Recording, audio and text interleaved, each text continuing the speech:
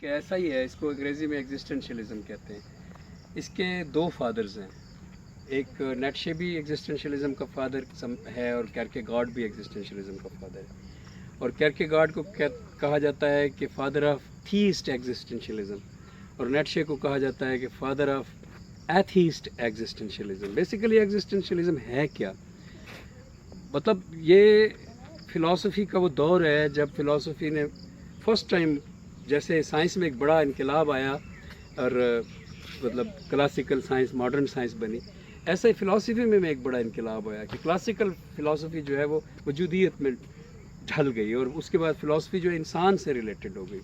आसमानों और कायनात और चांद तारों और कायनात कैसी है, और माबाद तिबियात जिसे कहते हैं, मेटाफिज़िक्स, खुदा और वो तस्वुरात जो मतलब जिन जिन तस्वुरात को मतलब यूँ कह लो कि किसी भी मज़हब में देवताओं से, फरिश्तों से, खुदाओं से मुताल्लिक़ ख़यालात हों, या वैसे मेटाफिज़िकल ख़यालात हो जैसे जैसे टाइम एंड स्पेस के बारे में अजीब व गरीब नज़रियात का होना, या कायनात की नेचर को इन शॉर्ट समझने के लिए जो फ़िलासफ़ी यूज़ हुआ करती थी, या उसे नेचुरल फ़िलासफ़ी भी कहते हैं, उसकी वो डोमिनेट करती थी बाकी फ़िलासफ़ी।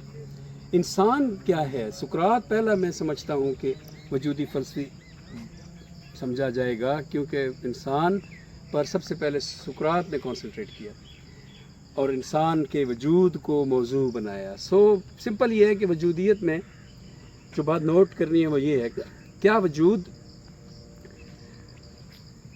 और जौहर, यानी इसको कहते हैं existence and essence, difference between existence and essence. इसको अगर हम फिलोसॉफिकल निगाह से देखें तो हमें नज़र आता है कि कायनात में हर चीज़ का एसेंस है। कायनात की कोई ऐसी चीज़ नहीं है जिसका पर्पज़ उसके वजूद से पहले मौजूद ना हो।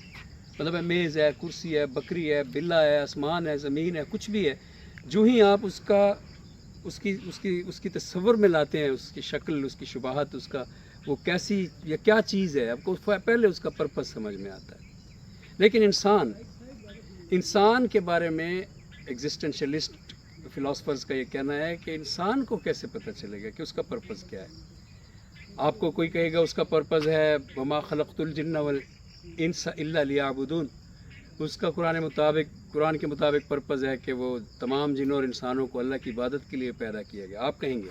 लेकिन जवाब में एग्जिस्टेंशलिस्ट आपसे कहेगा कि ये तो आपने मुझे इस्लाम की तरफ से एक पैगाम, एक मैसेज दिया है कि तुम अपने जहन को तसल्ली दो, तुम्हारा ये पर्पज़ है। ऐसे तो हिंदू मत की तरफ से मैसेज मिलेगा, ऐसे तो क्रिश्चियनिटी की तरफ से भी मैसेज मिलेगा कि पर्पज़ जो है लाइफ में वो है, और वो रिलीजन आपको दे रहा है। बट लॉजिकली जैसे दूसरी चीज़ों का पर्पज़ है, सिंपल सी बात है कि जैसे मेज़ है, उसके वजूद में आने से पहले उसका पर्पज़ हमें मालूम है कि वो मेज़ है और उसको क्या करना है। ऐसे ही logically without the force enforcement of religious क्या कहते हैं उसे, पर्पजेज़, इंसान को कैसे मालूम है कि उसका क्या पर्पज़ है, कि वो क्या करेगा, इंसान ने क्या करना है। और सबसे बड़ा उसका जो दुख है वो अकेला है, उसके सिबलिंग्स नहीं हैं। हर नौ के सिबलिंग्स हैं, कुत्ते के सिबलिंग्स हैं, बिल्लियों के सिबलिंग्स हैं, शेरों के सिबलिंग्स हैं। ह्यूमन अकेला है और उसको ये एहसास भी बुरी तरह से है कि मैं तनहा अकेला हूँ। तो ये एग्जिस्टेंशलिस्ट क्राइसिस है इंसान का, और वो अब्सर्डिटी का शिकार हो जाता है और बेमानवियत आ जाती है उसकी ज़िंदगी में। फिर उसको कुछ नहीं कर पाता। अगर वो एग्जिस्टेंशलिस्ट फ़िलासफ़ी को अपने ऊपर तारी कर ले तो फिर वो हर चीज़ को बेमकसद समझता है। मेरी इस टॉपिक पे एक नज़म भी है, मुझे पूरी तरह से याद नहीं है, लेकिन मैं किसी वक्त तुम्हें सुनाऊँगा। ये बेमानवियत किसी मानी मुंतज़र की मशीयत, जो अल्फाज के तह बतह पैरहन में, लिबास कफ़न में लिपट कर बसीरत के रंगीन कफ़न में, लिबास सुखन में, इस तरह की है।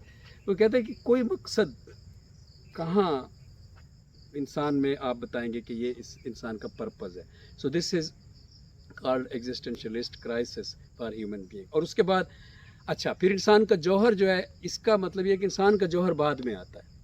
यानी मेज़ का जौहर या मेज़ की एसेंस पहले है और मेज़ बाद में बनेगी। चाकू आप डिज़ाइन करें, चाकू पहले है और उसको वजूद बाद में आएगा, लेकिन इंसान का वजूद पहले आ जाता है दुनिया में, वो पैदा हो जाता है और उसको एसेंस अभी नहीं मिला।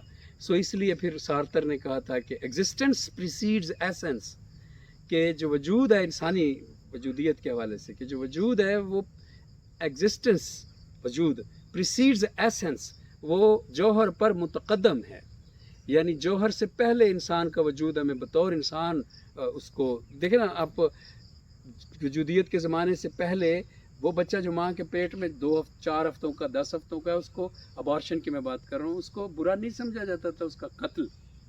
اور وجودیت کی اس اصرار کے بعد کہ ایگزسٹنس جو ہے وہ پریسیڈز ایسنس ہے، ایک پورا عالمی ماحول چینج ہوا اور اب وہ قتل ہے جو آپ کے، کیونکہ وہ ایگزسٹ کرنے لگ گیا ہے. اگر وہ 4 ہفتے کا یا 2 ہفتے کا بھی بچہ ہے آپ کے پیٹ میں، 4 ہفتے کا 10 ہفتے کا، تو وہ ایگزسٹ کر رہا ہے. سو اس کا مرڈر ہے.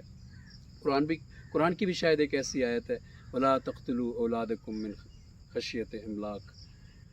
اور اسی طرح سے یہ ایگزسٹنس میں ہے کہ آپ کا ایگزسٹنس میں، یہ ایگزسٹنشلزم میں ہے کہ آپ کی ایگزسٹنس انسان کی اس کے ایسنس سے پہلے آتی ہے، تو اس لیے ایگزسٹنس پریسیڈز ایسنس. یہ بڑا ڈیٹیل ٹاپک ہے، اس میں بہت سارا کچھ کہا جا سکتا ہے، پورے کورس پڑھاتے ہیں ہم. تو تم نے تعارف کہا تو میرے خیال میں جنرل سا تعارف ایگزسٹنشلزم کا یہی تھا.